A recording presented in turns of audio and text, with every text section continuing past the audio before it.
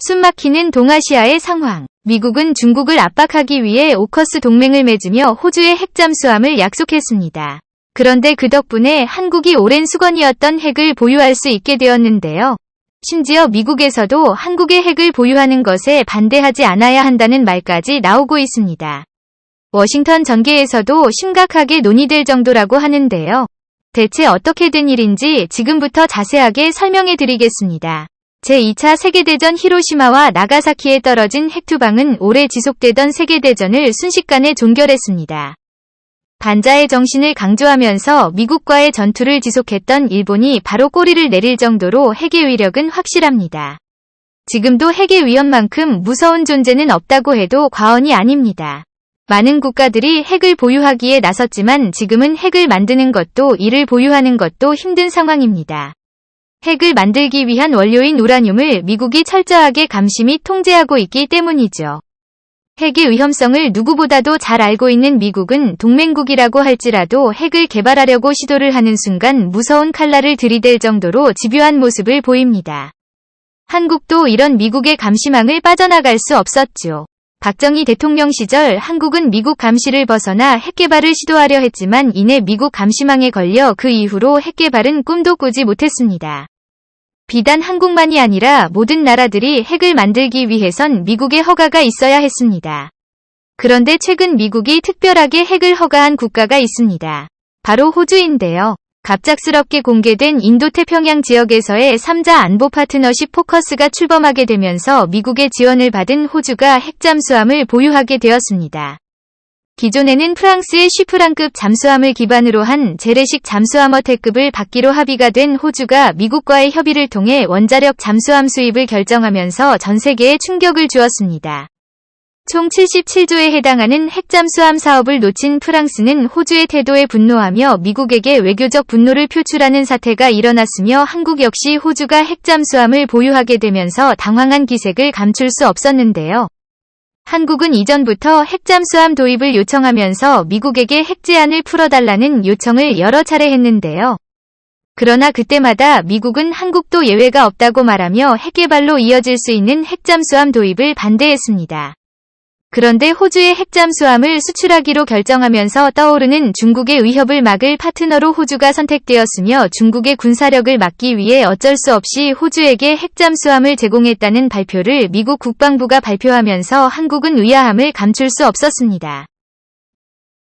중국을 억제할 수 있는 최중요 군사 파트너인 한국을 지나치고 호주의 핵 잠수함을 제공하는 것은 이치에 맞지 않는 상황. 이런 상황 속에서 한국이 핵무장을 해야 한다는 주장이 등장했습니다. 다트머스대 국제학센터의 제니퍼 린드 교수와 데릴 프레스 교수는 워싱턴 포스트에 한국의 핵무장에 대한 내용을 기고합니다.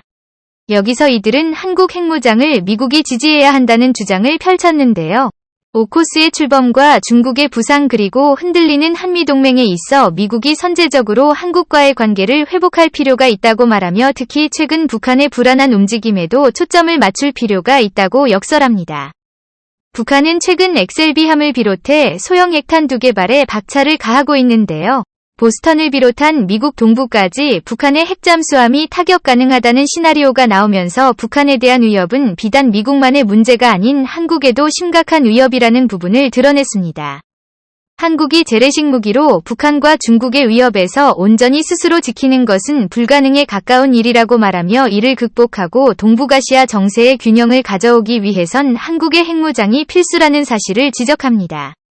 워싱턴 전계는 물론이고 미국의 주요 정치인들이 한국 핵무장에 깜짝 놀라며 핵 확산 금지 조약에 가입한 한국은 핵무기 개발을 할 수 없다는 사실을 지적했는데요.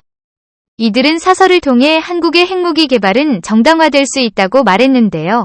핵 확산 금지 조약 10조에 따르면 본 조약상 문제가 관련되는 비상사태가 자국의 지상이익을 위태롭게 하고 있음을 결정하는 경우에는 본 조약으로부터 탈퇴할 수 있다고 명시되어 있습니다.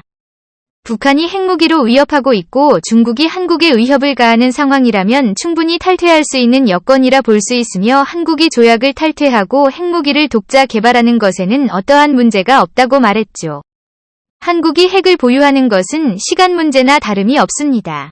기술적으로 한국은 XLBM 발사를 성공시켰으며 원자력 발전소를 운영했던 경험이 있기에 핵 처리 기술에 있어서도 문외한은 아닙니다. 정치적인 여건이 확보되지 않아서 핵 보유가 불가능했던 상황. 하지만 워싱턴에서 한국 핵 보유에 대한 긍정적인 반응이 나오는 가운데 한국의 핵 보유를 하지 않을 이유가 사라진 셈입니다. 결정적인 계기가 된 호주의 핵잠수함 수용에 대해 한국이 같은 논리를 미국에게 들이댄다면 미국이 이를 반대할 이유가 없기 때문이죠. 대중국 방어에 골몰하고 있는 바이든 행정부 입장에서 가장 중요한 파트너인 한국이 핵을 보유하면 저절로 중국을 견제할 수 있기에 보유를 반대할 이유가 없어집니다. 더군다나 핵을 이미 소유하고 있는 북한을 견제한다는 대외적인 이유도 충분하기에 핵을 반대하는 것은 쉽지 않습니다. 호주에게 특별한 사유로 허가해 주었다고 얘기한 만큼 한국도 예외적으로 핵 처리에 있어 관용적으로 받아줄 수 있기 때문입니다. 미국에 위치한 싱크탱크인 아시아태평양 핵비확산군 중 리더십 네트워크는 보고서를 통해 핵 추진 잠수함 기술을 지원한 미국의 결정은 최악의 수라는 평가를 내리며 한국의 핵미사일을 보유하는 것을 막을 명분이 사라졌다고 분석한 바 있는데요. 미국 입장에서는 한국에게 핵미사일 보유를 허가하지 않을 이유가 없게 된 것입니다. 일본 정부는 현재 돌아가고 있는 상황에 충격을 받았다고 하는데요. 설마 했던 한국의 핵 보유가 가시화되면서 일본 정부는 다급해졌다고 합니다. 긴급 국방회의를 비밀리에 열면서 한국의 핵 보유 가능성을 검토하고 이를 막을 방법을 찾고 있다고 하는데요. 하지만 한국이 핵을 보유하는 것을 막을 명분이 없기에 어찌할 바를 모르고 있는 상황입니다. 과연 한국은 핵 보유국으로 거듭나 동북아시아 질서에 큰 파란을 가져올 수 있을까요? 한국의 미래가 창창히 열리길 바라며 한국이 핵을 소유해 그 누구도 함부로 하지 못하는 국가로 거듭나길 기원하겠습니다. 시청해주셔서 감사합니다.